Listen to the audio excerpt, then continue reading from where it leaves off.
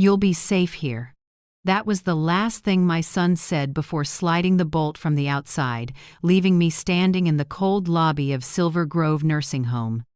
My hands still trembling because I hadn't yet understood what had just happened. My daughter-in-law set my phone on the front desk, smiling at the red-lipped nurse as if she were dropping off a pet, not a 72-year-old mother-in-law. I didn't cry. I didn't beg. I just stood there, listening to my son's footsteps fade along with the sound of the door closing. Separating me from the house where I'd lived more than half my life, the house I thought would be the last place I'd be called Mom. I sat on a plastic chair, took a deep breath to swallow the shame rising in my throat. And when I slid my hand into the pocket of my old coat, my fingertips touched something unfamiliar, a thick, smooth sheet of paper, folded in half. I froze. Not a note, not a receipt.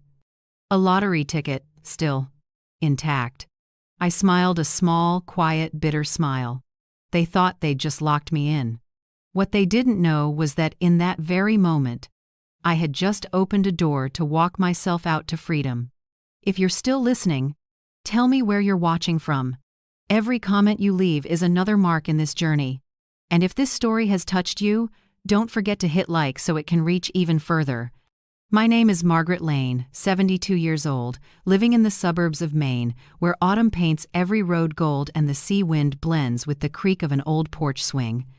I used to be an elementary school teacher, and I used to believe that if I lived decently and raised my child well, life would be gentle with me in old age. My husband, Richard, died 10 years ago after a sudden stroke, leaving me with our little house at 12 Elmwood Street, the home we built with every modest dollar we saved. My son, Daniel, was the pride of half my life, a successful engineer, smooth-tongued, and always knowing the right words at the right time. I used to think my son loved his mother. But now, staring at that newly locked door, I understood. Sometimes betrayal doesn't arrive with shouting, but with a practiced hug and a purposeful smile. The front desk nurse, Tiffany, said my name in a voice too sweet to be sincere. "Welcome to Silver Grove, Mrs. Lane. We care for you here like family." "Family?" I answered with a faint smile. "That's good to hear."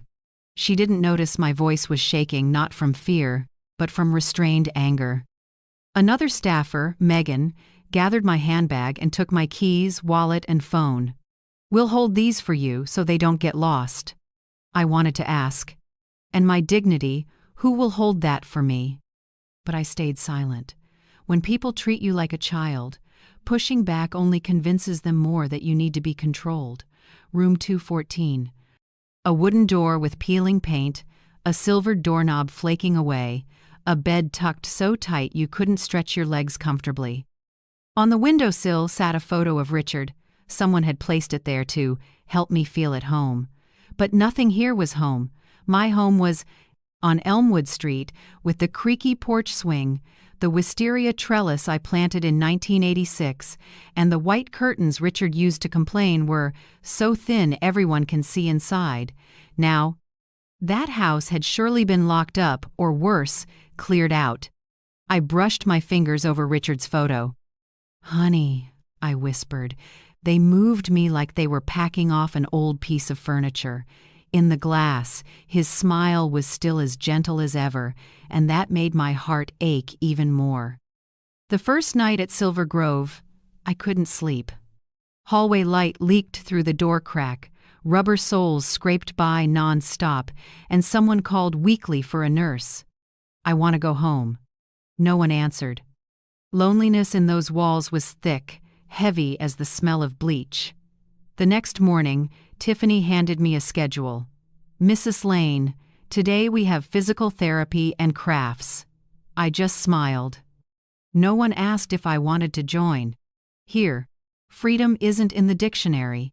I met Hazel, 88, a former librarian with bright eyes and a raspy voice. She sat in the activity room, hands trembling as she flipped through a worn magazine. "First time here?" she asked. "Yes. No one ever says they want to stay." Hazel sighed. but then they either get used to it or forget. Next to Hazel was Nora, past 90, eyes cloudy and hearing weak, but her memory sharp as a blade. She whispered, "Don't talk too much. Here, they prefer the obedient over the intelligent." I nodded. I filed that advice away. Dinner at Silver Grove is served at 5 p.m. Mashed beans, boiled chicken, and watery potatoes. Hazel smirked. "If you complain, they'll flag your chart as behavioral issues." I tasted it and forced it down. That blandness felt like how they wanted us to exist enough to breathe, not enough to live. All through dinner, I sat quietly, listening to broken stories from people the world had forgotten. One lady talked about her husband, her voice blurring the line between memory and dreams. A man dozed off over his tray. I realized this isn't a place for healing. It's where people set down souls too tired to fight back. When Tiffany cleared the trays, she said, "If you need anything, just press the call button. But don't press it more than 3 times, the system glitches." I nodded and smiled. But in my head, a small plan was forming. If they think I'm just a confused old woman, they won't be on guard. And they're right about one thing. I'll be good. I'll smile. I'll cooperate. But not to settle in here. To buy myself time. On the second night, I slipped my hand into my coat pocket again. The lottery ticket was still there, slightly rough at the edges, but intact. I ran my fingers over the black ink numbers. A thought flashed like lightning. What if this is real? What if fate still has another path for me? I smiled in the dark. I used to teach children that every math problem has a solution. Maybe life does too. They can lock a door, but they can't lock my will. On the third day, I watched Tiffany tend to a woman with dementia, her voice so sweet it was almost fake. When she left, Nora murmured, "Don't trust the smiles here. They're not for you, they're for the report." I smiled and whispered, "I don't trust anyone except myself." That afternoon, Daniel didn't call. He didn't text. I knew he was busy reorganizing my life without me in it. I just wondered, how far along were they in clearing the house? Did they throw away the knitted Christmas scarf I made in 1987? A woman who spent a lifetime caring for others now being reclaimed like a non-performing asset. I stood at the window of room 214, watching rain streak the courtyard. Long water trails slid down the glass, reflecting my face wrinkled, tired, but not finished. I told myself, if fate put this ticket in my hand, there's a reason. And so, in a place built for forgetting, I started to rewrite my story. Not with tears, with silence and calculation. That night, when the clock struck 11 p.m., I heard rain pounding harder outside the window. Hazel slept. Nora wheezed softly in the next room. I sat up, took out the lottery ticket, and studied it under the warm, dim light. To others, those numbers are just chance. To me, they were a symbol of coming back to life. They locked me here because they thought I was weak, forgetful, easy to bend. But they forgot. I raised a child, weathered crises, lost a husband, and still stood up. I smoothed the ticket, folded it carefully, and slipped it back into my pocket. Then I lay down and closed my eyes, letting the night breeze through the door crack. Tomorrow I'd begin not with shouting but with quiet thinking, because when people decide you've lost your value, that's when you're freest to strike back. On the 4th night at Silver Grove, light rain tapped the window while a faint ventilator hummed in the next room.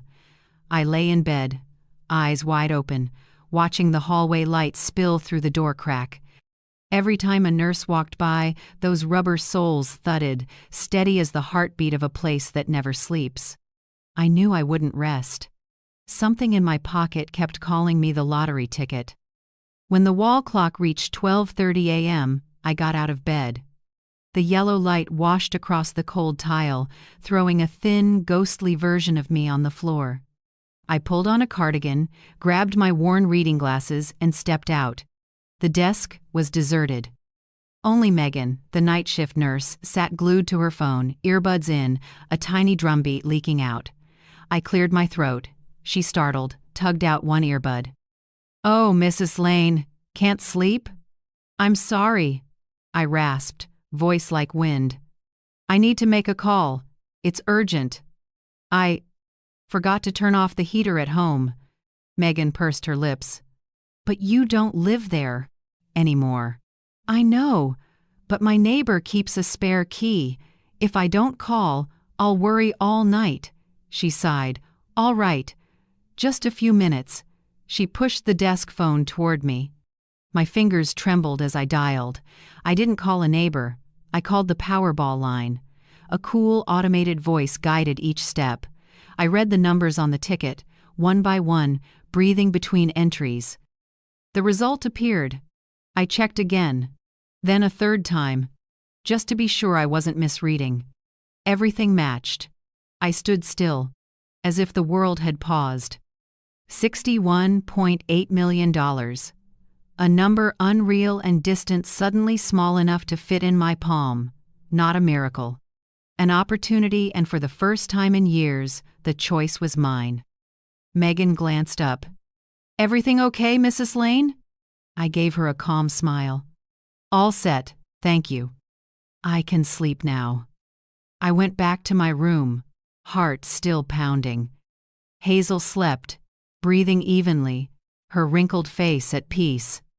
I sat down, took the ticket from my pocket, and held it under the nightlight's glow. The ink had smudged a little, the paper had softened at the edges, the numbers were still clear. I slid it into an envelope from the drawer, then tucked it under the mattress. No one would know. Not Daniel, not Clara, not anyone. I sat a long time, listening to the rain and thinking about all the years I pinched every dollar and always saved the best for my child. I used to think that was love. But real love never locks the door and takes away your freedom. The next morning, Tiffany came in with a tired smile. "Mrs. Lane, there's a watercolor session today. Very relaxing." "I don't paint," I said softly. "You should try it, helps stabilize your mood." "My mood is stable," I said, eyes on the window. She looked at me for a while and exhaled. "Mr. Keaton, the administrator, is busy this week, but if you need to discuss anything, I can note it down." "I'll wait for him," I said. "I want Persettet to talk face to face." I knew they wouldn't be eager to let me meet anyone outside the treatment schedule, but I had time. And for the first time, time felt like it was on my side. That afternoon, after Tiffany left, I opened the drawer and took out a small brown notebook. I wrote, "Day 6, Powerball numbers fully match. Prize, $61.8 million. Goals, independent attorney, new identity, financial privacy, tell no one, trust no one." I put the pen down and smiled to myself. My hand shook, but the lines stayed straight. Old teachers' habits, the one thing they couldn't take from me. That evening, I watched Hazel slowly cut pictures from an old magazine. "I heard you don't like it here," she murmured. "I don't belong here." "No one belongs here." Hazel looked up, eyes cloudy but deep. "If you want out, learn to disappear from their sight. When they don't look, they don't lock." I nodded. "Let them believe you're badder. Compliant," she went on. "Silence is the invisibility cloak of the old." That sentence echoed in my head all night. I started to observe, not as a victim, but like someone mapping a fortress. From room 214's doorway, I could see cameras at both ends of the hall, but the center was blocked by a big wall clock. From 10 p.m. to midnight, Megan was the only one on duty. She stepped away 3 times, once for meds, once to check the oxygen room, and once, I guessed, to sneak a call to her boyfriend. Each time, the hallway emptied. I had no phone, no ID, no bank account. Daniel controlled it all. I remembered the day my husband died. I once told my son, "Don't ever touch the house deed." He put an arm around me and smiled. "I just want to take the worry off your plate, Mom." And that's exactly what happened. I no longer got to worry. They took care of it for me down to my right to live. But that's all right. I had that ticket. And with one ticket, I could rewrite the game. That afternoon, I tried calling Daniel from the hallway phone. Tiffany stood a few steps away, jotting notes and glancing over. I kept my voice steady. "Hi, honey. I just wanted you to know I found something important. Something you'd be interested in." I hung up before he could pick up. Tiffany looked up. "Everything okay?" "Fine. I just wanted to hear my boy's voice." She gave a stiff smile, unaware I'd just planted a seed of doubt in Daniel's mind. That night, when everyone slept, I opened my notebook and added a small line. "Don't let them see you're awake, because at Silver Grove, clarity is a sin. They want you mild, murky, and compliant. But I'd spent a lifetime teaching others to think. I knew. A clear mind is more frightening than a handful of power." I started rehearsing my role. A soft laugh when Tiffany chatted about small things. A nod when Megan asked if the food tasted good. A touch of forgetfulness. What day? Is it again? So they'd relax their guard. I left Richard's photo on the table as a prop of frailty. But in the drawer, beside the notebook, was the plan of someone preparing to strike back. 2 days later, I heard Hazel whisper after the nurse left, "Mrs. Lane, you're different from them. I can see the light in your eyes." I smiled faintly. "Light goes out easily in a place like this." "No," she said, voice thin as thread. "You just have to cover it at the right time." That noon, the rain stopped and sunlight slanted through the window, washing my blanket in pale gold. I lifted my hand and watched the bright flecks dance across my wrinkled skin. Every crease was a chapter of my life, and I realized they can cut the phone, lock the door, but they can't erase the history carved into my hands. I wouldn't scream or plead. I would wait. Wait for the right time, the right person, and the right way to play the card I'd kept hidden. When night fell, I slipped my hand under the mattress again. The envelope was still there, flat, still, quiet. I touched it lightly, like a farmer checking seeds before sowing. Outside, the rain had stopped. Only the wind moved through the narrow door gaps, blowing softly like a reminder. Freedom doesn't disappear. It's just waiting to be named. I closed my eyes, palm on the envelope. In the dark, a thin smile tugged at my lips. Tomorrow, I'd start looking for someone to help me unlock the door. But tonight, only I knew that in this small room, among forgotten people, a 72-year-old woman had just won $61.8 million, and my world would never be the same again. I don't believe in coincidence, but sometimes fate tosses you a small scrap of paper exactly when you need it most. On Wednesday morning, in the common room, I picked up an old newspaper from the pile of torn magazine staff often left behind. On the last page, a small ad in modest type jumped out at me. Benson and Cole. Discreet estate planning for seniors. Absolute confidentiality. First consultation free. I stopped. A small current ran down my spine. Absolute confidentiality. Those words felt written just for me. I folded the clipping, slipped it into my pocket, and looked around. Tiffany was busy checking the med board. Hazel sat dozing by the window. No one noticed. I stood slowly and walked out like an old woman craving fresh air. But my heart pounded so hard I was sure someone could hear it. That afternoon, I headed to the end of the hallway, where the emergency exit led down to the basement. The signal there was weak, but there were no cameras. I'd seen staff smoke there a few times. No one would notice if I stood alone for a few minutes. I took out the clipping and dialed with slightly shaky hands. A calm, professional male voice answered.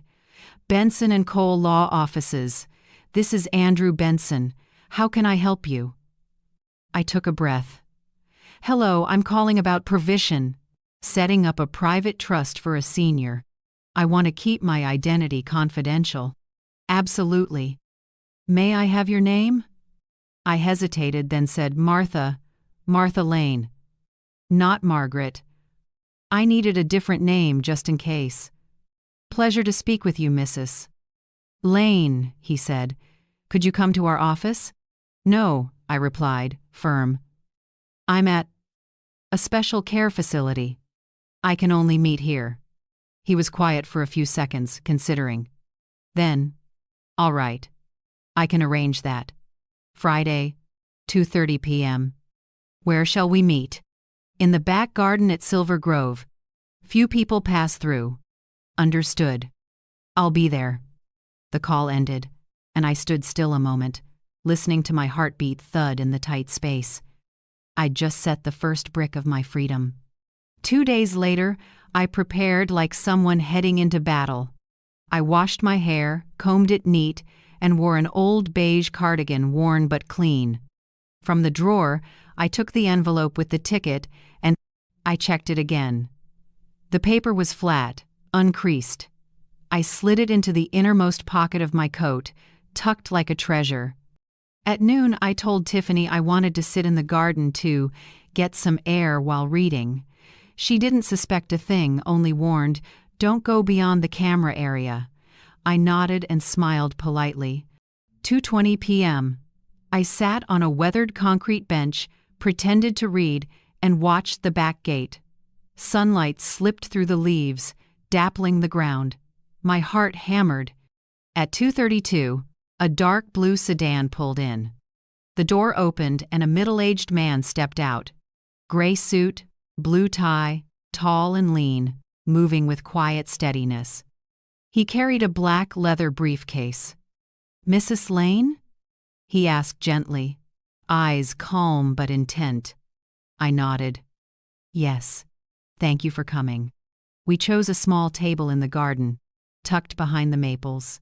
No cameras here, only breeze and far-off birds. "I'm Andrew Benson," he said, opening his case and taking out a notepad.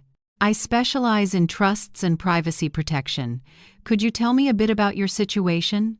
I glanced around and lowered my voice. "My son controls all my finances. He has power of attorney. I want my identity back.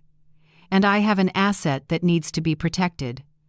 Andrew tilted his head, not judging, just listening. "May I see it?" I opened my pocket, drew out the envelope and slid it to him. "I found it last week." He opened it. When he saw the lottery ticket, his brow tightened slightly. He snapped a quick photo of the numbers and checked the official site on his phone. In under a minute, he looked up, voice dropping. "Mrs. Lane, this is a winning Powerball ticket. The announced prize is $61.8 million. Even knowing beforehand, my chest still tightened.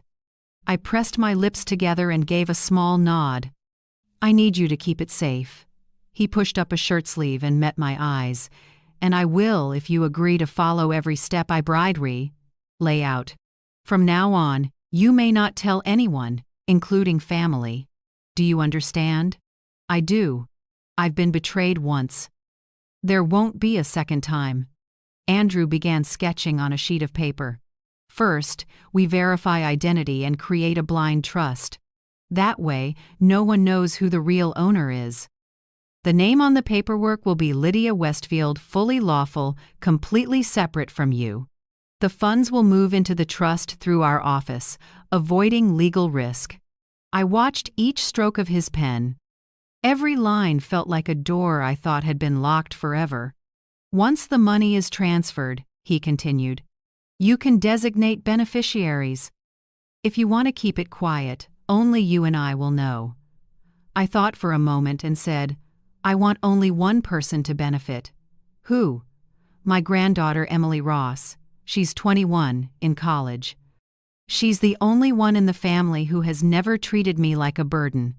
Andrew gave a small smile, the rare kind from a portrait. Someone who understands the value of trust. I'll note that. We'll set clear terms. Emily will receive her portion of the trust when she turns 30, or earlier if needed for education and housing. Agreed? I want her to have the right to study, to live, and to never be manipulated the way I was. In that case, he said softly, we'll make it real. After that, he took a few forms from his briefcase. 1 is to establish the identity of Lydia Westfield. 2 is a draft to revoke the current power of attorney your son holds. 3 is a new will, replacing all previous documents. I looked at the first sheet. On the signature line, he wrote in blue ink, Lydia Westfield. He slid the pen toward me. I took it. My hand still trembled, but the stroke was straight and clear. As the ink dried, I felt a small light inside me, the light of the right to be myself. Andrew carefully stacked the papers.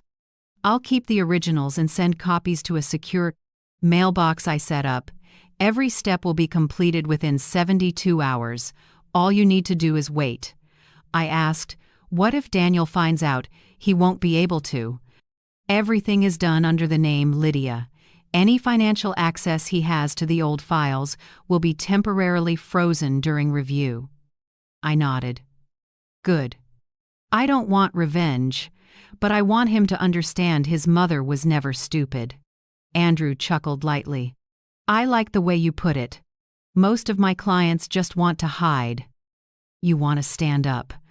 Stand up, I repeated, after they thought I'd fallen. When he left, the afternoon sun stretched across the brick path. I watched the blue car fade from view, my heart oddly lighter. In my coat pocket, the little notebook warmed under my hand. I opened it and added a line. Day 9. Met Andrew Benson. Ticket confirmed. Lydia Westfield trust in motion. Emily is the beneficiary. POA will be revoked. The sky is blue again. I sat still, watching Maple. Leaves drift onto the grass. A trace of lavender carried on the breeze the scent I thought only lived in memory.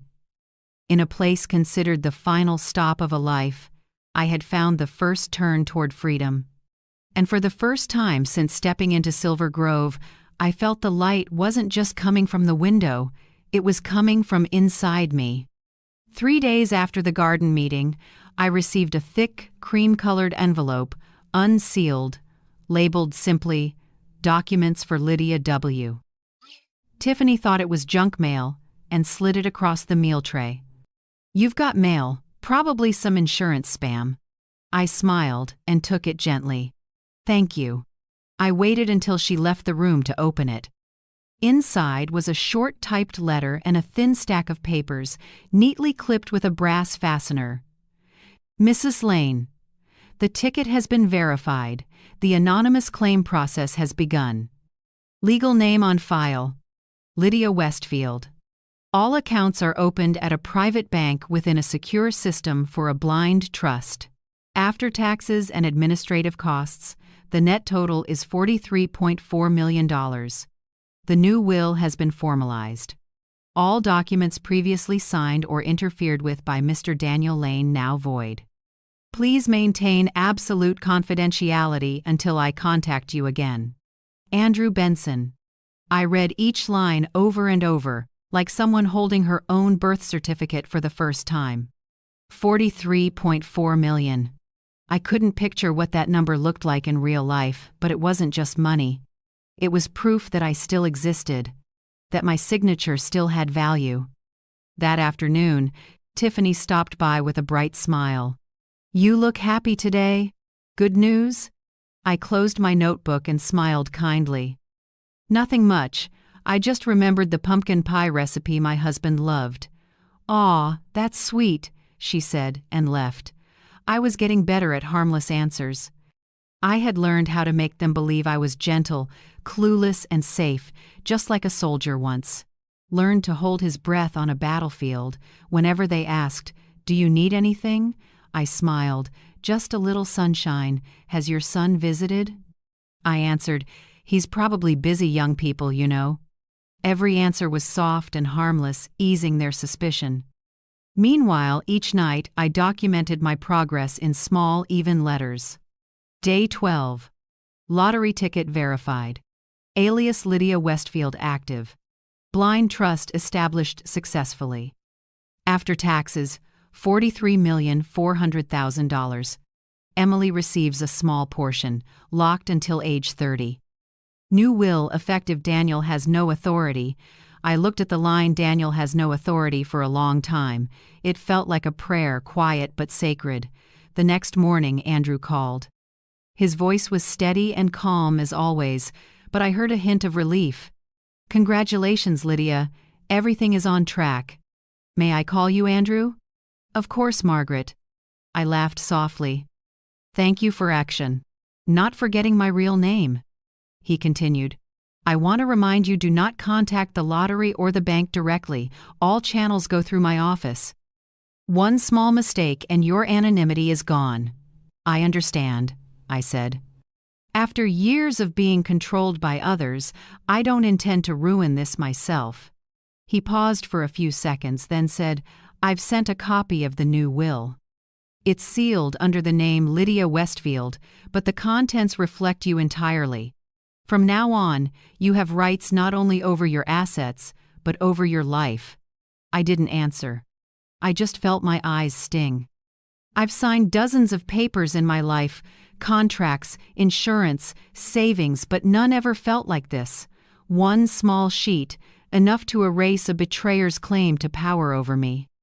That night, I sat alone by the window. Hall light spilled onto the tile, long as a trail of time.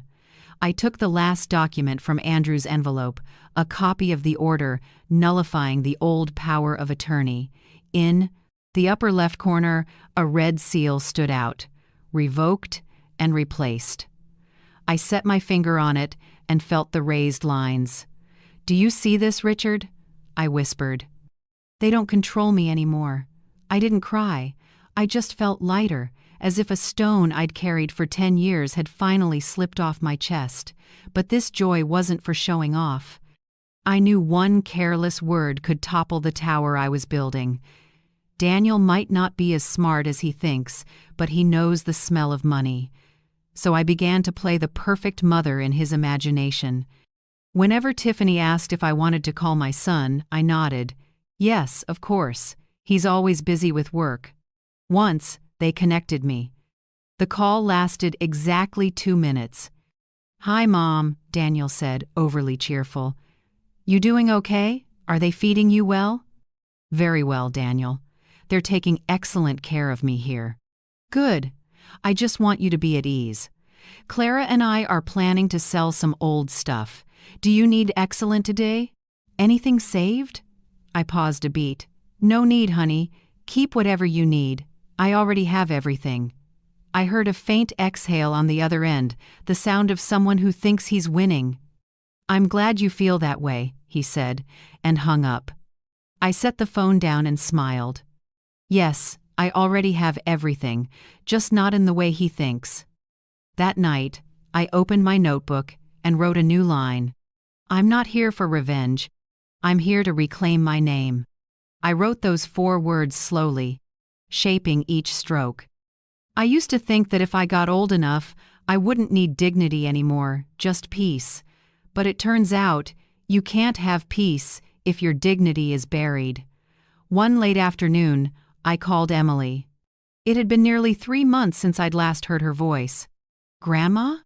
Her voice was bright, a little husky. "I can't believe you called. I just wanted to check on you, sweetheart. How's school?" "Good. I'm working part-time at the library. The pay is small, but I like being around books." I laughed. "Just like me back in the day." "Are you okay?" "I sent letters, but I guess they didn't deliver them." "I'm fine. Just a bit cold." I wanted to tell her everything, the ticket, the trust, the name Lydia Westfield, the future I was quietly rebuilding for her. But I couldn't. This secret, if it reached the wrong ears, could burn everything down. "I miss you," was all I said. I miss you too. When I'm allowed, I'll come visit. Don't worry, honey. Things will get better. I heard wind on the line and pictured her face in the afternoon sun, eyes bright just like Richard's when he was young. When the call ended, I held the receiver for a long time, listening to the dial tone like the slow heartbeat of something coming back to life. Night fell. I stitched up the pocket of my gray coat, the place I kept everything important. The stitches were straight, and even I was still deft, it seemed. When I finished, I opened the drawer and took out 3 papers: a copy of the will, the revocation order, and a small note from Andrew. I folded them neatly, slipped them into the pocket, and tied off the final thread. Now, even if someone searched my room, all they'd see was an old woman sleeping in a worn coat.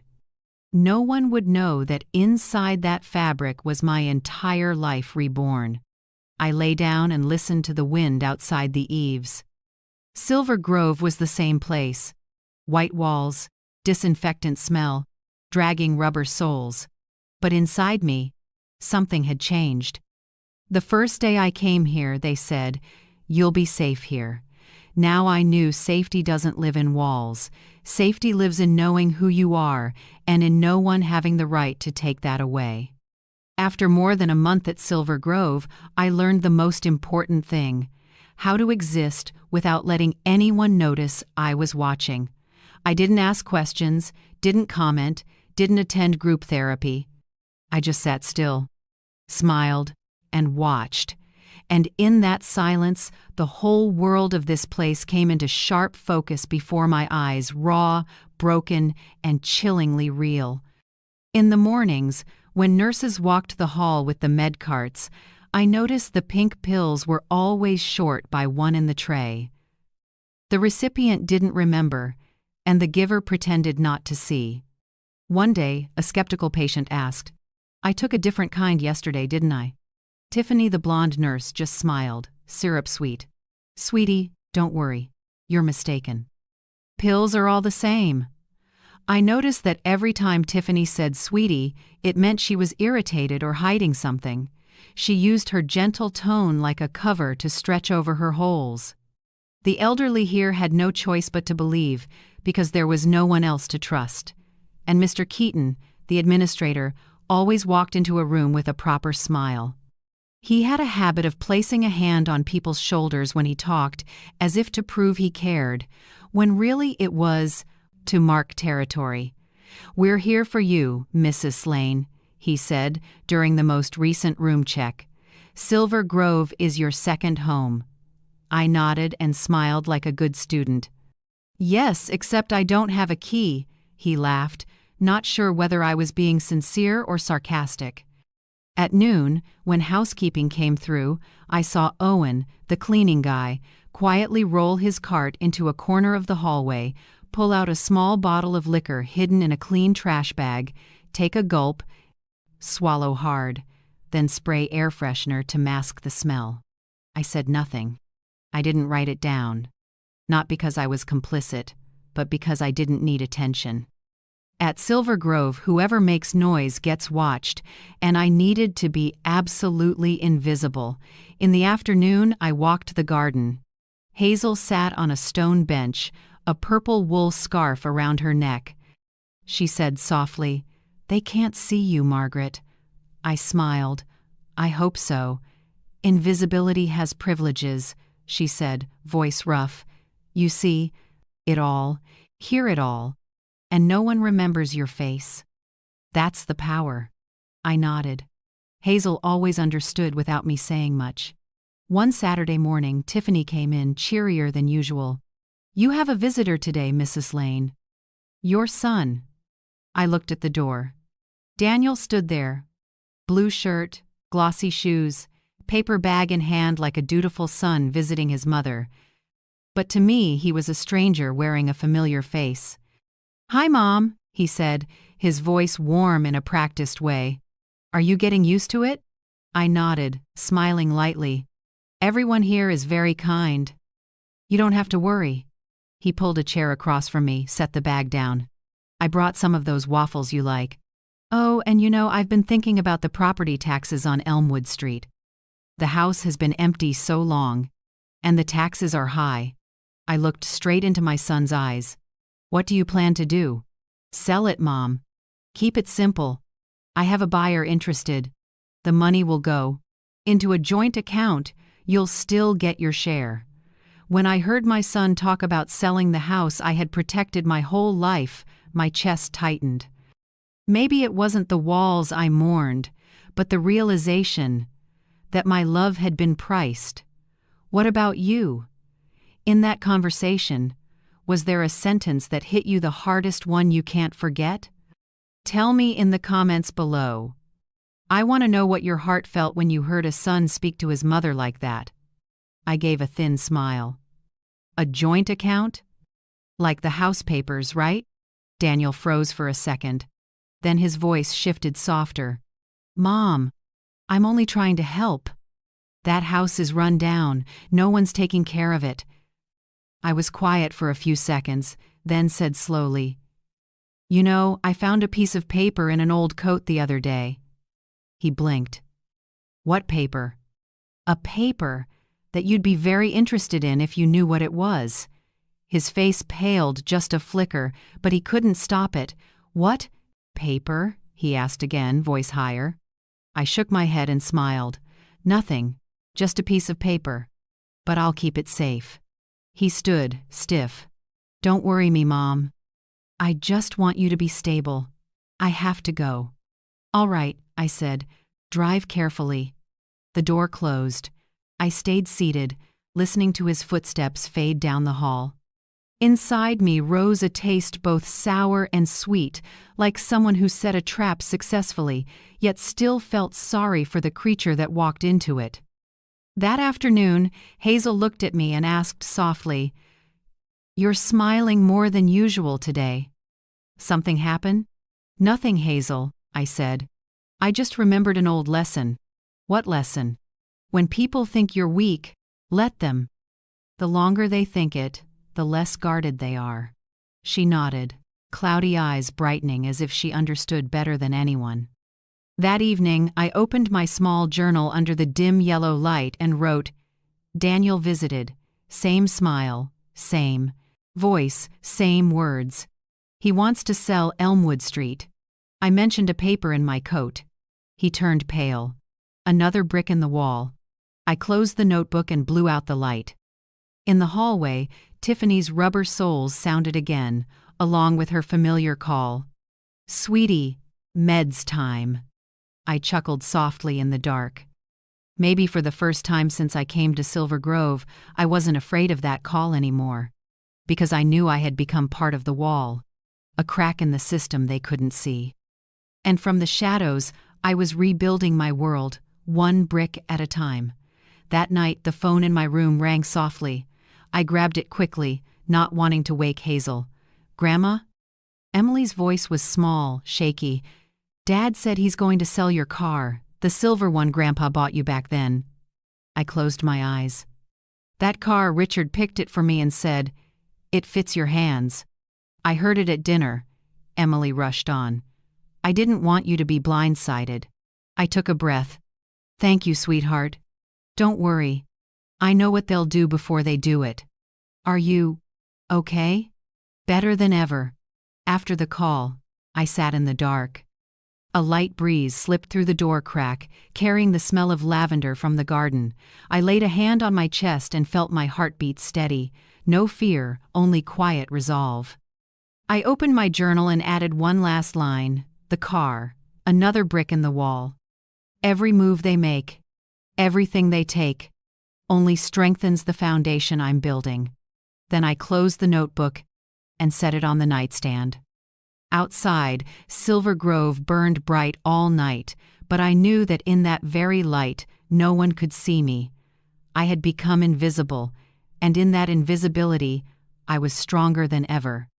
The last evening I saw Hazel awake, she sat in the corner of the table, leaning over a wooden chair, hands trembling as she poured tea. Mint and licorice mingled soft and fragrant, filling the small room. "Tea helps you remember who you are," she said, eyes far away. When people take everything, you still have the right to stir your spoon your way. I laughed. You sound like a philosopher. Philosophers are long dead. I'm just a survivor, she rasped. Hazel always had a way of steadying me, as if here, in this place where people are treated as burdens, charts, and cases, there was still a shard of soul that wouldn't go out. That night she taught me a game called If You Had the Key. Pretend, she said, eyes shining behind thick lenses. If you woke up tomorrow and found the front door key, what would you do first? I was quiet for a moment, then said, I'd brew a strong coffee, throw the windows wide open, and walk to the bus stop. Hazel smiled, eyes bright like a child's. See? Imagination is the first step to freedom. She touched my hand lightly. Hold on to that answer. One day, you'll have the real key. The next morning, the hallway was unusually quiet. No rolling carts, no Tiffany's forced laugh. When I walked past Hazel's room, the door was shut. The nameplate Hazel C. had been removed, leaving a pale strip of adhesive on the frame. Tiffany, I asked softly, where is Mrs. Hazel? She hesitated for a moment, then gave me her practiced smile. She was transferred. Family picked her up this morning. Family? I repeated. She said she had no one. Yes, sometimes the files are wrong. Don't worry, the new place is much better. I didn't ask more. But by noon I went back down that hallway and saw the room already empty. Fresh sheets, a wooden wardrobe gaping open, no trace of the purple scarf, the thick book, or the mint teacup. Everything gone in just 1 hour. I sat on the chair outside the door, staring at the emptiness, tears falling without a sound. I knew. Hazel hadn't been transferred. Hazel had left this world quietly, neatly, like someone who never wanted to bother anyone. No announcement, no funeral, no goodbye, only an empty chair and the faint scent of mint tea still hanging in the air. That night, I couldn't sleep. I opened my notebook and wrote, Hazel is gone. No crying, no photo on an altar. She lived like a shadow, and when she left, she faded into the dark. I understand now, if I don't leave this place, I'll disappear like her. I sat a long time by the window, watching the hallway lights ripple on the wall like small waves. Each light was a trapped soul, barely breathing inside a tired shell. Somewhere out there, Daniel was probably still having dinner with Clara, talking about selling the house and the car. They thought I had given up, that I was living out my dim last days. They didn't know Hazel, my last friend here, had left me the greatest gift, the urge to live for real. The next morning, I secretly wrote Andrew's phone number on a small slip of paper.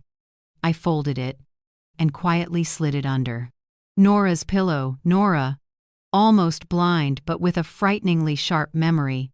Nora, I whispered as I helped straighten her blanket. If one day I'm no longer here, and someone asks about me, please give them the paper under your pillow. Nora nodded, her voice thin as a breath. I understand. Not everyone who disappears is lost. Some leave to find their way. I smiled and squeezed her hand. That's right. I decided to postpone my legal appointment with Andrew for 1 week. I needed time to think, not because I doubted him, but to be clear with myself. I needed to be sure I wasn't running away out of fear, but stepping forward for freedom. I spent the afternoon in the garden, watching the sky turn gray, fingers tracing the teacup Hazel had given me. I pictured her sitting beside me, with that tired yet gentle smile. I remembered the game, If You Had the Key. If I truly had the key to Silver Grove now, I would unlock the door, step outside, breathe real air, then go find a window facing the ocean, or just a small window in a shabby rental. It didn't matter. What mattered was that it belonged to me. That night I wrote a new list, simpler than ever, things I will leave behind. Revenge. The need for an apology. Waiting to be validated. Things I will take with me. A window. A key. A name. I stared at the last 3 lines for a long time. A window freedom. A key agency. A name self. Those 3 were what Hazel taught me, with only a few cups of tea and one simple question. The next day, Tiffany brought in my meds, cheerful as always. "Mrs. Lane, feeling better today?" "I'm fine, thank you. Aren't you going to the garden? Weather's lovely." "I will, but after I make tea." When she left, I poured all the pills into my palm. 1 pink, 2 white, 1 orange. I didn't take them. I dropped them into the trash, as lightly as tossing away a few grains of sand. Then I brewed a pot of mint tea and set 2 cups on the table, 1 for me, 1 for Hazel. I lifted my cup and whispered, "You were right. Imagination is the first step to freedom, and I'm about to take real steps." At night, I heard the wind at the window, the soft patter of rain on the roof. I pictured Hazel somewhere, making tea, smiling down. I closed my eyes, my hand gripping the edge of the blanket. In the dark, I saw more clearly than ever. If I didn't leave, I would become like her, a name removed from a door, an empty room, a life packed up in 1 hour. No, I couldn't let that happen. Not to me, not to the woman named Margaret Lane, who had once lost everything and was now learning to step out of the shadows on her own 2 feet. The next morning, I woke early. The world was still misty. The night shift had just left. I sat up, folded my blanket neatly, and straightened my coat. In the pocket were 3 papers, still intact: a copy of the will, the order revoking the POA, and the note that read, "Window, key, name."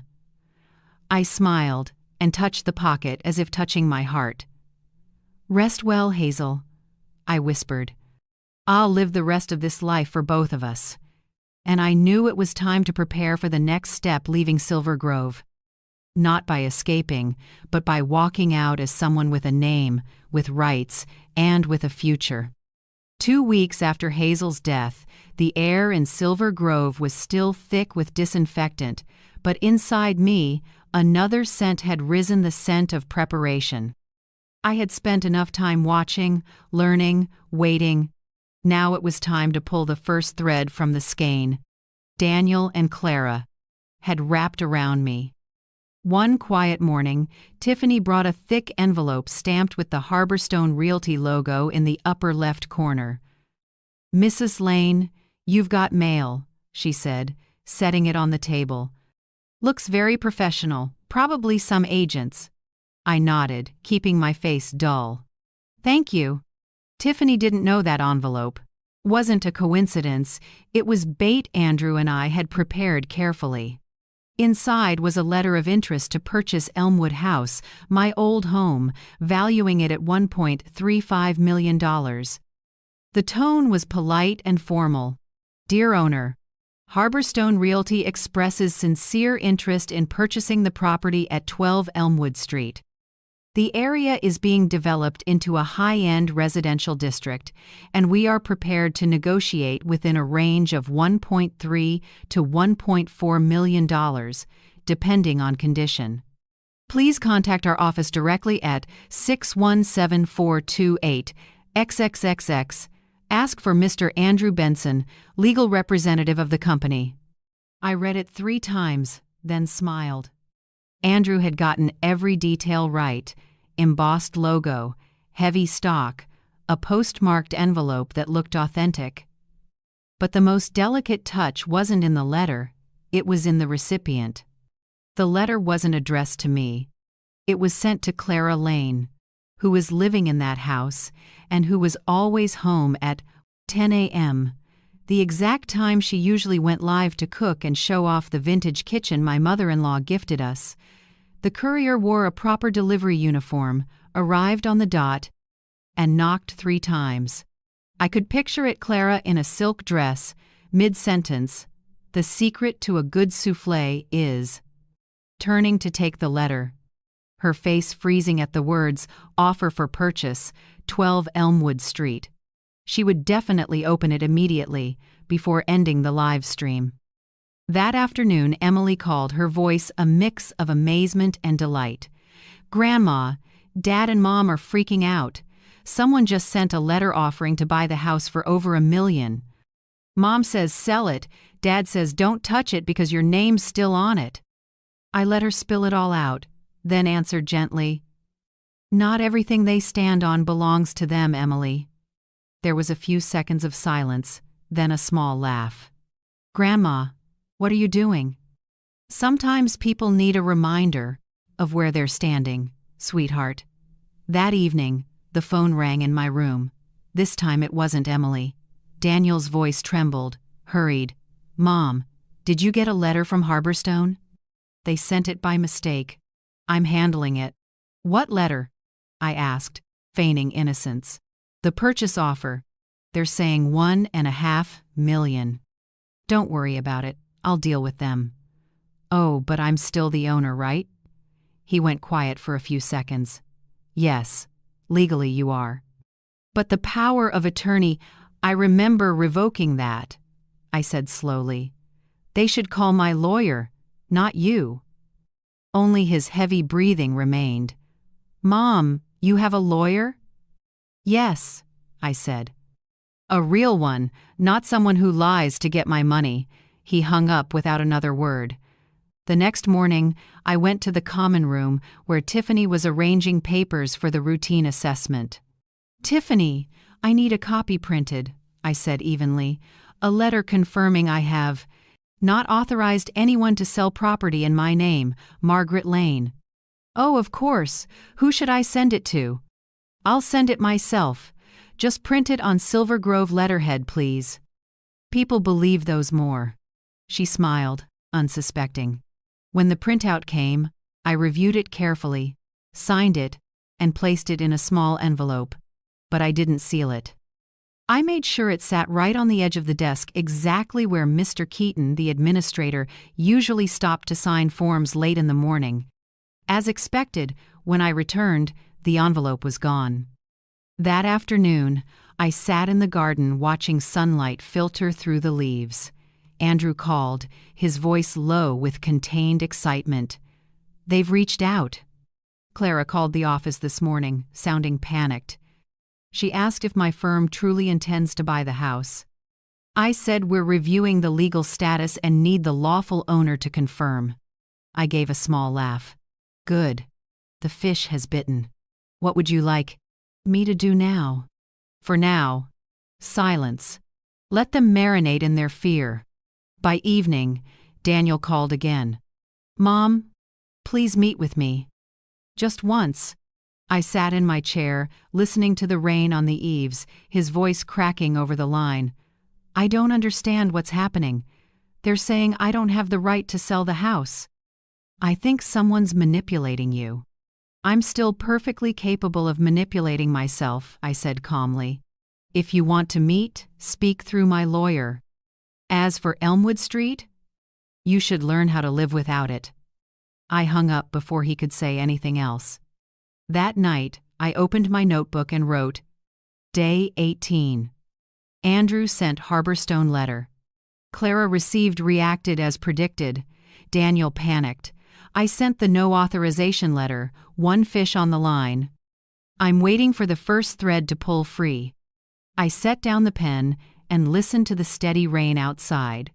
Silver Grove, a place meant to isolate, was becoming the center of a quiet chess game. And I, the piece they thought was a disposable pawn, was now directing the moves. The next morning, Tiffany spoke in a low voice as she handed me breakfast. "Mrs. Lane, someone called yesterday asking to verify your residence. Said they were legal representatives." Sounded intense. I smiled lightly. "Really? I'm just an old lady who grows plants. Nothing to get intense about." Tiffany shrugged and left. I looked out the window. The first light of day hit the glass, reflecting my silhouette thin, small, but standing straight. Outside, the breeze stirred the lavender trellis, each purple bloom trembling like a small promise of freedom. I knew that from this moment, the first thread had truly come loose. Once it started unraveling, the whole skein wouldn't stop, and when that happened, I would no longer be invisible. I would be the one pulling the light back. 3 days after the purchase offer from Harborstone through the lane, household into chaos, Silver Grove suddenly felt busier. I heard the click of high heels, smelled expensive perfume in the hallway, strange scents in a place that usually smelled only of disinfectant. Tiffany popped in, beaming brighter than usual. "Mrs. Lane, you have special visitors today, your son and daughter-in-law." I set down my teacup and smiled faintly. Oh, how rare that they remembered me. When the door opened, Daniel and Clara walked in, as if posing for a Happy Family magazine spread. Daniel in a charcoal suit with a blue tie. Clara in a cream silk dress, clutching a large designer bag, glossy red lips, and a pasted-on smile. "Hello, Mother," Clara sang, voice bright as a commercial jingle. "You look much healthier." "I'm not dead," I replied softly. Daniel gave an awkward laugh and pulled out a chair. "Mom, Clara was worried about you. We wanted to check that you're okay. Are you eating well?" "Fair enough," I said. "Not as many good dishes as when I cooked." They exchanged a quick glance, the look of two actors afraid of blowing a line. Clara launched into her performance. "Mother, I really regret leaving you here this long. I want you to move back home. We can rearrange the living room and hire a private caregiver. You'll be so much more comfortable." I didn't answer. I just smiled. They needed me to believe, or at least pretend I did. "That's right," Daniel added smoothly. "I've spoken with a lawyer about the property taxes. If you agree, I can move all assets into a joint fund to protect you, you know? You won't have to deal with paperwork or agents bothering you." "A joint fund?" I asked again, slow and mild, as if tasting each word. "And who holds the key?" "I do, of course." "But everything is for you." Clara took my hand, her pink-polished nails pressing lightly into my skin. "You know I've always loved you like my own mother." I looked at that hand, the same one that once pushed aside the soup I cooked, the same one that locked the door to the home I built. Then I looked into Daniel's eyes. A quiet silence stretched thin. Finally, I set my hand over Clara's and gently lifted it away. "You two are very good actors," I said softly. "If there were an award for fake filial piety, you'd win first place." Both froze. Daniel tried to smile, but it crumbled at the corners. "Mom, what are you saying?" "I'm saying I'm not dead, and this is still my life." The room fell so silent I could hear the clock ticking on the wall. Tiffany stood outside the door, unwilling to step in. Clara blinked, her face stiffening. Daniel tried to regain composure. "Mom, we're just trying to help. If you don't trust me, at least you say help, but what you want is to take. You can't help anyone if you haven't learned to stand on your own feet." My voice wasn't loud, but it was cold and clear. Clara shot to her feet, flustered. "Maybe she's tired, Daniel." I looked at her and gave a thin smile. "Yes, I'm tired of watching you try to look good when your hearts are empty." Clara looked away, grabbed her bag, but Daniel stayed seated. He looked at me for a long time. For a moment, I saw something like regret in his eyes, or was it fear? I couldn't tell. "I'll come back," he said quietly. "Your choice," I replied. "But next time, bring your real face." A week later, Daniel returned alone. No suit, no smile. A dark sweater, messy hair, circles under his eyes. "Mom," he said, sitting across from me. "I'm sorry. Clara shouldn't have said that. I shouldn't have." "Good. At least this time you're speaking in your own voice, not hers." He gave a weary half-smile and looked down. "Are you angry with me?" "No. I'm disappointed." He looked up, eyes tired. Mom, the other day you said you found something I'd be interested in. Can you tell me what it is? I looked at him for a long moment, then answered, fangs hidden behind a smile, Daniel. What you mistook for weakness was only waiting to bite back. He sat still, hands clasped tight. Mom, I'm not trying to take from you. I don't know any other way. I know. But you chose the easiest way, taking from the person who loves you most. He turned his face away, voice thick. Clara told me to do it. She said you weren't lucid. I cut in, gentle but firm. Don't blame the doctor or anyone else. No one forced you. Everything has a price. He was silent. In the weak afternoon light, his face looked both strange and familiar, the boy who once ate cookies in the Elmwood yard, but with eyes sanded down by life into gravel. After a while he asked quietly, Do you regret it now? Me? I gave a soft laugh. I don't regret it. We're not okay yet, but at least now we're honest. Daniel nodded, his eyes red. He stood, walked to the door, then turned back, saying nothing, only bowing his head deeply. The door closed behind him, leaving me in the quiet room. Tiffany poked her head in, about to ask if I needed meds. I waved her off. That night, I didn't write in my notebook. No need. I just sat by the window, listening to wind slide through the window seam, carrying a faint trace of lavender. I touched my chest, where my heart still beat, slow and steady. Each beat a reminder, I am still here. No one, not even my son, gets to deny that. In life, some battles need no gunfire. The right silence at the right time and one true sentence is enough to make the mask fall. I closed my eyes gently. My liberation didn't begin with a scream, but with a smile that knew I had already won. 3 weeks after my last meeting with Daniel, Andrew called me early in the morning. His voice was calm but carried that familiar urgency. Margaret, he said, the court has set a date to hear the petition to revoke the power of attorney. The hearing will be next Thursday. Don't worry, I'll prepare everything. I was quiet for a moment, then answered, Are you sure they'll listen to an old woman locked in a nursing home? Andrew gave a small laugh. Not only listen, they'll have to take down every word. Because this time, you're not begging. You're claiming what has always been yours. That sentence tightened my chest.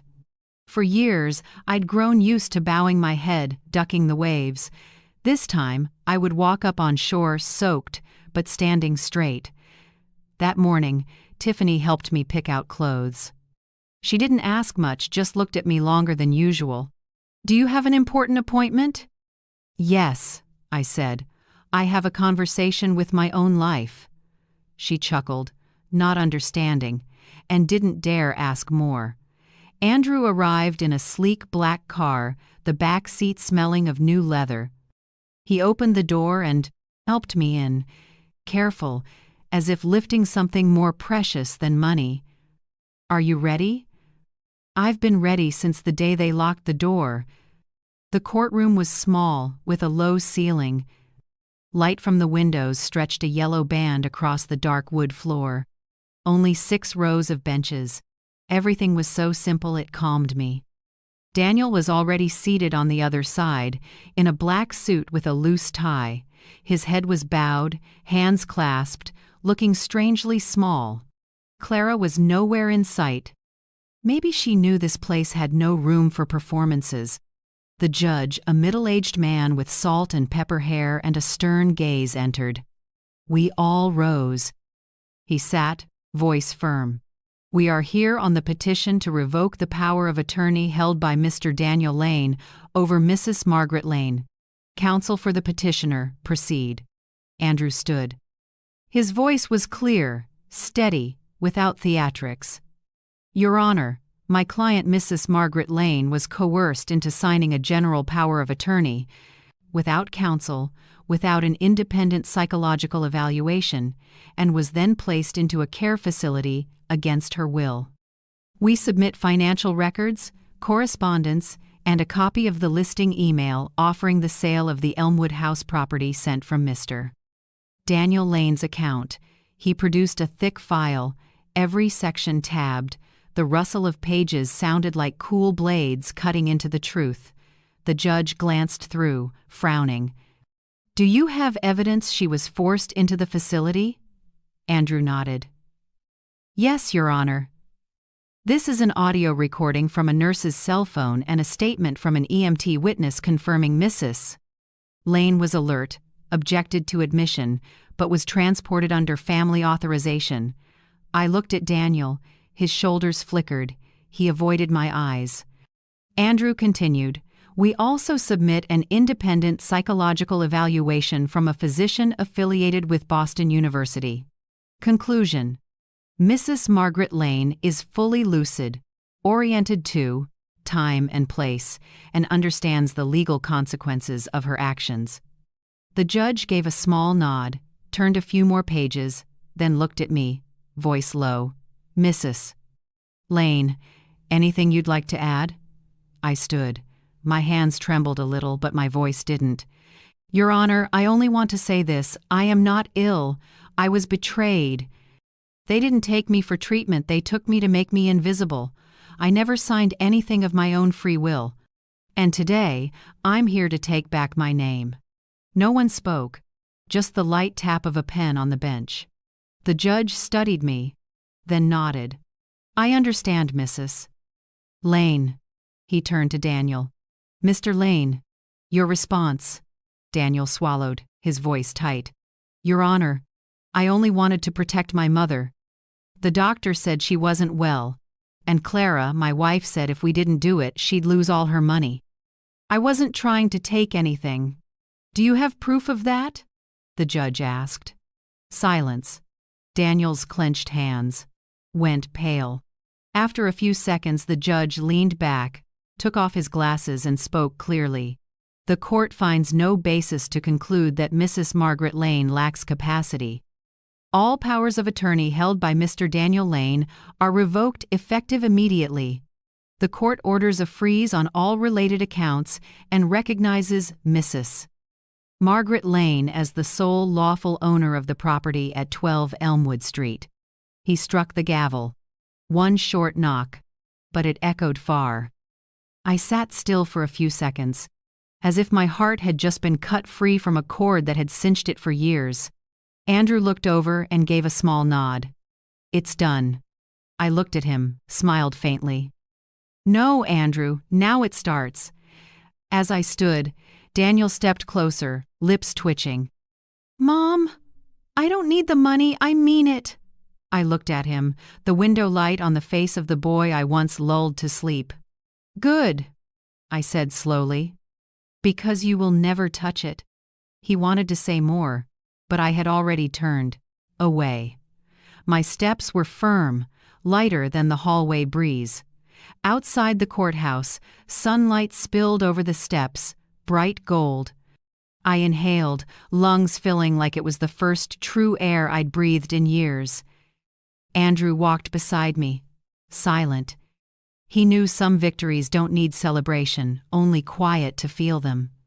I looked back at the little courthouse, narrow windows, weathered roof where a period had been placed on the long sentence of being locked up in the name of love. On the drive back, the road curved through rolling hills. Afternoon light fell over brown roofs, fields of bright yellow grass, and gray fences. A deer darted across the road now and then, light as breath. No one spoke. The steady engine hummed like an old lullaby. I closed my eyes and thought of Richard. When we were young, he used to say, "When you're tired, drive toward the sunset, then stop wherever the air smells like water." Maybe that's exactly what I was doing now. When the car rounded the last bend, a small white cottage by the lake appeared. Green shutters, purple vines climbing the porch, a thin ribbon of smoke rising from the chimney like someone had just put water on to boil. I opened the door and stepped out. The lake breeze was cool, smelling of water and lavender, and it felt like I was breathing in my lost youth. Inside, the house was tidy and bright. A white curtain swayed. On the birch table sat a steaming teapot, mint and licorice, Hazel's scent. I didn't ask who prepared it. I didn't need to know. Some gifts are meant to be received in silence. I hung my coat on the hook and sat by the window. Late sun spilled honey gold across the table. I took out a new notebook and opened to the first page. The pen shook slightly, but the letters were clear. I was never small. I was made small. I set the period and closed the book. There was nothing left to prove. That first night in the new house, I didn't lock the door. Wind on the porch and the lake's small waves made a wordless song for someone newly free. I lay in bed and listened. No nurse's footsteps, no call bells, no syrupy voice saying my name. Only a pure quiet I'd never dared to dream of. I fell asleep to tea and cold air, my heart light, as if everything heavy had fallen off behind the gate of Silver Grove. The next morning, I woke early. Sunlight slipped through the shutters onto the pale wood floor. Birds chattered in the garden. The lake lapped softly. Butter hissed in the pan. I made coffee, sliced bread, spread butter, and ate alone. No questions, no instructions, no rushing. And in that silence, I felt freer than ever. After breakfast, I sat down to write letters. In front of me were three things: a thick envelope with copies of the Lydia Westfield Trust, an old photo of Richard and me, taken at the Elmwood house the day we finished the first porch roof, and a 4-page handwritten letter for Emily. I wrote in my familiar hand, slow, like round, speaking. Dear Emily, by the time you read this, I may be somewhere else, a place you don't need to come looking for. Only trust that I'm at peace. I'm leaving you something no one can take, the chance to live the way you choose without leaning on anyone. When I was young, I thought love meant giving everything away. Now I know real love is keeping enough for yourself to stand. If you see a silver key in the envelope, keep it. It opens a lakeside cottage where I'm living. Someday, when you need quiet, come here. There's always a teapot ready in the kitchen. I signed, Grandma Margaret. Then I slipped in the photo and the trust envelope, tied it with a blue ribbon, and wrote on the front, to Emily Ross, do not open in a hurry. I took it outside and handed it to the mailman passing along the dirt lane. Please send this to this address. He nodded. You got it, ma'am. As the postal truck disappeared behind the pines, I stood looking over the flat, lake, sunlight stretching like a golden ribbon. I took a deep breath, fingers playing with the silver key at my neck. No more prison, no more accusations, no more walls. Only me, a small white house, and a life beginning again at 72. I went back in and poured another cup of tea. On the open page of my notebook, I added a small line. Freedom isn't loud. It asks only for one deep breath, one open door, and one person brave enough to step through. I set down the pen and looked out the window. The sky was as clear as when I was 20. And I knew that, for the first time in years, I was truly living. That morning, I opened a drawer and saw the original lottery ticket, the thing that started it all. The paper edges had yellowed, corners frayed, but the numbers were still sharp. 6 small numbers had turned my life down another road. I sat a long while, fingertips tracing each printed row, then gave a small nod. There was no reason to keep it anymore. I picked up scissors and cut the ticket into tiny pieces carefully, slowly, like closing an old chapter. The scraps fell to the floor, light as dust. I felt no regret, only a strange, clean space inside me. I whispered, "Thank you for getting me out of the cage. Now rest." At noon, I called the Highland Senior Foundation, the organization Richard used to donate to. A young, polite male voice on the other end sounded a bit surprised when I said my name. "This is Margaret Lane," I introduced myself. "Or, if it's easier, you can call me Lydia Westfield." A brief pause. Then he asked, "Which program would you like assistance with, ma'am?" I smiled. "I don't need assistance. I want to fund," I explained. "I wanted to start a new initiative, Second Voice, a program to help older adults abused by family or manipulated out of assets regain control over their lives." "It doesn't need to be grand," I said. "It just needs lawyers, therapists, and a phone line people can call when their voices have been taken." The staffer was nearly speechless. "Ma'am, that's a wonderful idea. We'll draft the agreement right away." I smiled, my voice light as the breeze. "Good. I don't need my name on any wall. Just make sure anyone locked up in love has a way out." That afternoon, I turned to something else. On the table in the golden light was a folder for a new grant, the Richard Lane Grant. It's for people 55 and older who want to learn a new trade. I remembered when Richard retired. He'd said, if I still had the strength, I'd learn carpentry. Nothing is sadder than leaving the old to live only on the past. So I did it for him, for everyone who's been told it's too late to begin again. I signed Margaret Lydia Lane, set down the pen, and felt a warm hush inside. In my memory, I heard Richard's soft laugh. "You always do what people think you can't." That evening, Emily called. Her voice shook. "Grandma, I just got your letter and the envelope. I don't know what to say. Thank you." I smiled. Gentle. "No thanks needed, Emily. You just need to live safely and kindly." She sniffled.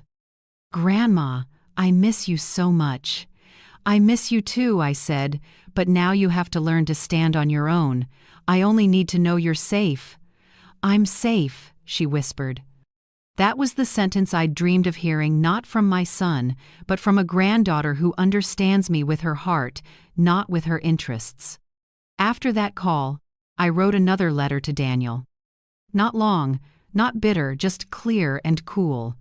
"Daniel, I'm no longer angry, and I no longer pity you. Life will teach you what I could not, that you don't lose power by giving, only when you let someone take your self-respect. Everything between us has been resolved. Do not attempt to contact me again. I wish you peace, but I will never return to the place you locked me." I CC'd Andrew so he could file it, not because I was afraid, but because I wanted everything recorded plainly, without sentiment. The next day, I stopped by the town post office. I brought a small, folded note. Inside were Andrew's phone number and the line, "If someone needs help, give them this number." I didn't hand it to the foundation. I gave it to the young mail carrier, the one who often delivered to Silver Grove. "Do you remember Mrs. Nora?" I asked. "The white hair, thick glasses?" "Yes, ma'am." "Good. Next week, when you bring the root there, discreetly give her this note. Only her." He looked at me and nodded. "I understand, ma'am." I stepped out of the post office and drew a long breath. I can't save everyone, but if one person, just one, can step out of that locked shadow the way I did, it will be enough. The day after, Andrew visited. "You'd like to keep the alias Lydia Westfield on file, correct?" "I don't want to hide." I said, "But I do want to choose when I appear." He smiled. "So you want both identities formalized?" "Yes, one for work, one for rest. I have the right to live two lives if I choose." 3 weeks later, the certificate authorizing the use of the trade name Lydia Westfield was delivered to me. I looked at it and smiled. Now, if someone asks who I am, I can answer, I'm the person I choose to be. That afternoon, I walked down to the beach near the cottage. The sky was crystal blue. The waves were soft. The water threw back the sun in 1,000 silver shards. I stood for a long time, bare feet in damp sand, wind threading my hair. I lifted my head and looked out where the horizon melted into the sunset. "Richard," I whispered, "my name has come home." No answer came, only waves, and the salt stealing into old memories. But I knew somewhere. He was smiling. I picked up a small stone and tossed it lightly into the sea. It skipped a few times, then sank. Like the past, it doesn't vanish. It settles into the deep, no longer hurting me. Night fell. I sat at the table and lit a small candle. The open page waited. I wrote the last line of the new chapter. Money can't buy back the years, but it can buy your own silence, the one thing I never had. I paused, looking at the words. Wax ran in 2 bright tracks, like time dripping down. Then I closed the notebook and set my hand over my heart. It beat slow and even, unhurried. No more bitterness, no more schemes. Only the quiet of someone who has lived long enough to know freedom doesn't need to be loud. I smiled the first smile that didn't have to hide behind pride or defense. Outside, the sea breeze slipped through the cracked open window, carrying the salt and the sound of waves. I closed my eyes and heard my heartbeat blend with the wind. And I knew after 72 years I was truly free. One October morning, with fog still hanging over the lake, I went back to Silver Grove. Not out of nostalgia, but because of a promise I once wrote to myself that I would leave in silence, but return with a voice. The iron gate was the same. White paint, peeling in patches. On the sign, the word Silver had faded, only Grove remained, bare like a memory not yet gone. I didn't go in. I stood outside, looking at the windows that once kept me in the name of care. I handed the security guard a thick, carefully sealed envelope labeled, "To the legal department, no reply needed." He looked at me, a bit surprised, then nodded. Inside that envelope were lawful resident complaint instructions for older adults, a list of resident rights, and a handwritten letter from me. If someone is brought here one day and thinks they have no choice, open this envelope. Inside is a path to help them find their voice again. No one is allowed to lock someone else's heart and call it love. I didn't sign my real name. I only wrote, "Someone who once." I lived in room 214. I didn't look for Tiffany. I knew she still worked there, but I didn't need to see her again. Some pasts should be closed gently, like an old door that shouldn't be knocked on anymore. I walked slowly along the path, lined with maples shedding their leaves, hearing the soft rustle under my feet like a tender farewell. At the gate, I took a deep breath. The air outside was cool and clean, just like the first time I walked out of Silver Grove, only this time, I chose to turn away. No send-off, no goodbyes. That afternoon, I went home, where the roof on Elmwood Street had just been repaired and the fence freshly painted. On the table lay the court order I had just sent to the brokerage that tried to list my house without permission. White paper, black letters, neat and final. All transactions, advertisements, or transfers related to 12 Elmwood Street are permanently suspended. Sole owner, Margaret Lane. I didn't feel triumphant. I felt at peace.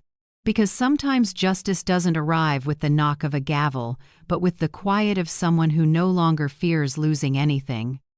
I called a carpenter and asked them to fix the porch swing, where Richard used to read the paper every morning.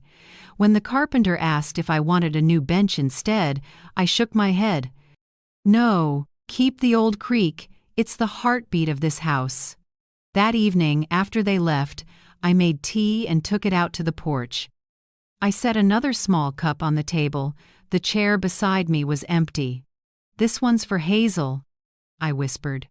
The tea's scent drifted into the cold air, mingling with wood and aged lavender. I sat still, almost hearing a soft laugh beside me. I opened my notebook and read out loud to no one but myself. No one has the right to lock you up and call it love. No one is allowed to take your voice and call it protection. And no one can define freedom for you unless you let them. I read each word slowly, letting them glow. In the night like small candles, growing brighter inside me. Wind from the lake swept by, carrying flickers of light across the water. Those little sparks, like lost pieces of a life, were coming back, shimmering without needing any apology. I lifted my eyes to the sky. The heaviness was gone. There was only light, water, and my own presence. That night, I didn't write a journal entry. I wrote only one line on the last page of the new notebook. My name is Margaret Lane. I have my own voice. And from now on, every choice in my life will be mine. Then I set down the pen and gently closed the book. The next day, I sat on the porch with a hot cup of tea in hand. Sparrows perched on the railing, the morning sun sparkled on the lake. I thought of everyone who ever believed they had no voice, people treated as burdens by their children, their relatives, even by society. I want to tell them this: you still have a voice. You still have the right to choose how you live, at any age. They may never hear me, but if someone, somewhere, is watching or reading and recognizes themselves, then this voice hasn't been in vain. If this story touched you, I'd like to know where you're from. Leave a comment, even just "I hear you" is enough. Because sometimes a single reply can save someone from feeling forgotten.